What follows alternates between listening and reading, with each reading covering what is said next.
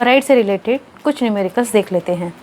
एक टोराइड के क्रोड की आंतरिक त्रिज्या 20 सेंटीमीटर और बाह्य त्रिज्या 22 सेंटीमीटर है। इसमें तार के फेरों की संख्या 4200 है। यदि तार में बहने वाली धारा 10 एम्पियर हो तो निम्न स्थितियों में चुंबकीय क्षेत्र की गणना कीजिए। क्लियर। अब यहाँ टोराइड के अंदर, टोराइड के बाहर, टोराइड के द्वारा घेरे गए खाली स्थान में, चलिए इसको फिर हम सॉल्व करते हैं। ओके, तो सबसे पहले हम यहाँ पर टोराइड के अंदर में देख लेंगे यहाँ किस प्रकार से क्या क्या फॉर्मूले यहाँ पर लगेंगे। और टोराइड के अंदर में, पहले वाले में, टोराइड के अंदर में यहाँ जो फॉर्मूला रहता है वह होता है B = μ0 Ni होता है। सेकंड कंडीशन, टोराइड के बाहर हमने देखा था 0 होता है। टोराइड के द्वारा घेरे गए खाली स्थान है, वहाँ पर हमको निकालना पड़ेगा। तो टोराइड के द्वारा घेरे गए खाली स्थान में भी आप देख सकते हैं वहाँ पर भी क्या होता है, B की वैल्यू 0 होती है। तो केवल हम यहाँ का मान देखते हैं, फिर आगे करते जाते हैं। चलिए इसके अकॉर्डिंग हमको जो दिया गया है वो चीज़ हम लिख लेते हैं। हमको क्या क्या दिया है यहाँ पर। सबसे पहले R1 = दिया है आंतरिक त्रिज्या, इसको ले लेंगे हम 20 सेंटीमीटर। इसको आप मीटर में कन्वर्ट कर सकते हैं, तो ये आ जाएगा, या फिर आप बाद में भी कर सकते हैं 2 × 10⁻² सेंटीमीटर, मीटर। उसके बाद R2 = आपको दिया है 22 सेंटीमीटर, देन 22 × 10⁻² मीटर। ठीक, अब हमको यहाँ पर माध्य त्रिज्या निकालनी पड़ेगी, तब हम आगे काम करेंगे, क्योंकि हमको टोराइड की परिधि निकालनी पड़ेगी और उससे हम R की वैल्यू निकालेंगे। क्योंकि यहाँ पर तार के फेरों की संख्या आपको ये दी गई है और यहाँ त्रिज्या दी गई है, तो यहाँ पर हमको पहले माध्य त्रिज्या निकालनी पड़ेगी और उसके बाद फिर हम स्मॉल n = N/2πr से फिर हम n की वैल्यू निकालेंगे। इसलिए हम यहाँ पर माध्य त्रिज्या निकालेंगे। तो यहाँ हम देख लेते हैं माध्य त्रिज्या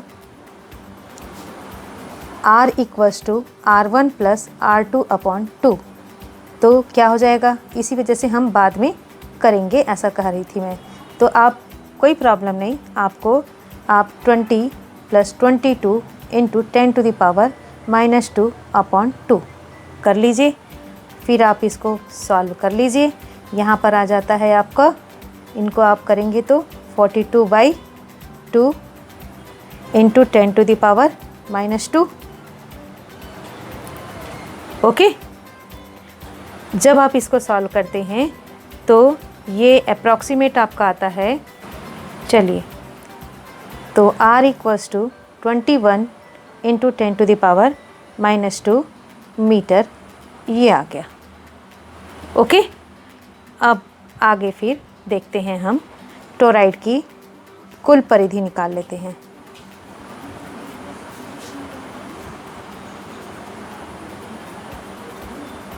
हम ये क्यों कर रहे हैं, क्योंकि स्मॉल n = N/2πr ये होता है। तो इस n की वैल्यू निकालने के लिए, और इस कैपिटल N की वैल्यू हमको दी गई है यहाँ पर क्या दी गई है कैपिटल N की वैल्यू, यहाँ कैपिटल N = 4200 ये दिया गया है।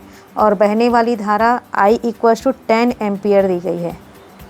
ठीक, उसके लिए हम ये सारी चीज़ें कर रहे हैं। ठीक है, यहाँ पर इस वैल्यू के लिए। तो कुल परिधि 2πr, तो यहाँ आप सॉल्व कर लीजिए। 2 × 3.14 × 21 × 10⁻²। तो ये वैल्यू आ गई 131.88 × 10⁻²। ये इनको मैंने सॉल्व किया तो हमारे पास ये आया, और ये किस में आएगा, मीटर में आया। क्लियर। अब यहाँ पर हम फिर इस वाले फार्मूले का यूज़ कर लेंगे, n = N/2πr। तो कैपिटल N क्या है यहाँ पर 4200, 2πr यहाँ पर इस वैल्यू को हम रखते हैं। तो यहाँ पर क्या हो जाएगा, 131.88 इंटू 10⁻⁻²।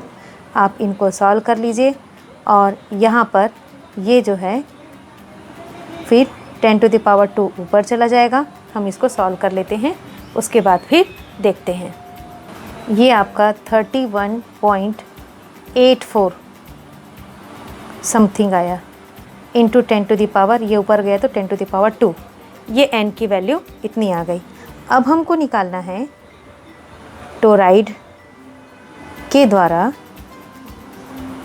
टोराइड के क्रोड के अंदर चुंबकीय क्षेत्र का मान। ओके, तो ये हमको मिल जाएगा। यहाँ पर हमारा फार्मूला है B = μ0 NI, ये NI ये है, ठीक। B = μ0 की value 4π into 10⁻⁻7 Tm A inverse. Okay, और n की वैल्यू 31.84 इंटू 10⁻²। और I की वैल्यू है यहाँ पर, ये I है ना, I की वैल्यू कितनी है 10 है, 10 एम्पियर है। फिर आप इनको सॉल्व कर लीजिए। तो B = 4 इंटू 3.14 इंटू 10⁻⁻7। अगर आप ऐसा सॉल्व नहीं करेंगे तो पाई की वैल्यू भी रख सकते हैं और डायरेक्ट यहाँ पर कट हो सकता है। ठीक है, आप सॉल्व कर सकते हैं तो कर लीजिएगा, अदरवाइज़ आप जैसे भी हो। और ये 10⁻³ हो जाएगा। आप इनको सॉल्व कीजिए।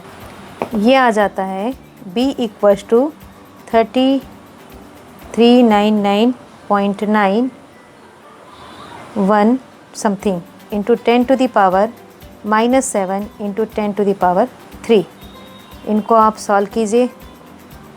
इनको आप जब करेंगे तो यह 2 नंबर के आगे आ जाएगा। 3.99 ही रख लेते हैं इसको, ठीक है। इंटू 10⁻, यहाँ पर क्या आ जाएगा, 2 के सामने आएगा तो 10⁻⁻² इंटू 10⁻⁻7 इंटू 10⁻³ अब इनको आप सॉल्व कर लीजिए। तो B = 3.99 समथिंग इंटू 10⁻, ये क्या हो जाएगा -9 हो जाएगा। और इधर फिर 3, तो क्या हो जाएगा यहाँ पर 9 - 3, यहाँ पर 4 हो जाएगा। ओके, ओ सॉरी ये प्लस में आएगा ना, मैं गलत कर रही थी। तो यहाँ पर क्योंकि -10 से डिवाइड कर रहे हैं, 10 से मल्टीप्लाई कर रहे हैं, तो यहाँ पर +2 वाला आएगा। क्लियर, तो यहाँ पर ही +2 है ना, याद रखिएगा। तो 2 और -7 कितना हो गया, -5 हो गया यहाँ पर।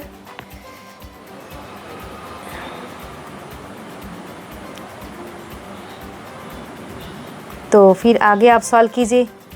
तो यहाँ पर क्या आ जाएगा 10⁻⁻² आ जाएगा। और ये किस में होगा, टेस्ला में, ठीक। तो इस प्रकार से हम यहाँ पर सेकंड कंडीशन का मान निकाल लिए। ओके, अब हम दूसरे कंडीशन में देखते हैं। ये जो हम निकाले थे पहले कंडीशन का था ये, है ना। अब दूसरे कंडीशन में निकाल लेंगे। तो दूसरे कंडीशन में मैंने आपको इसका समरी तो बता ही दिया था। टोराइड के बाहर चुंबकीय क्षेत्र का मान 0 होता है, ठीक है। और थर्ड है यहाँ पर टोराइड के द्वारा घेरे गए खाली स्थान, टोराइड के द्वारा घेरे गए खाली स्थान में अगर हम देखते हैं तो इस खाली स्थान में चुंबकीय क्षेत्र का मान 0 होगा। क्लियर, यहाँ पर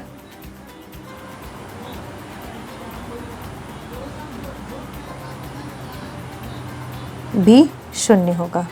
मेरे ख्याल से आप सभी को क्लियर हो गया होगा। Okay, thank you.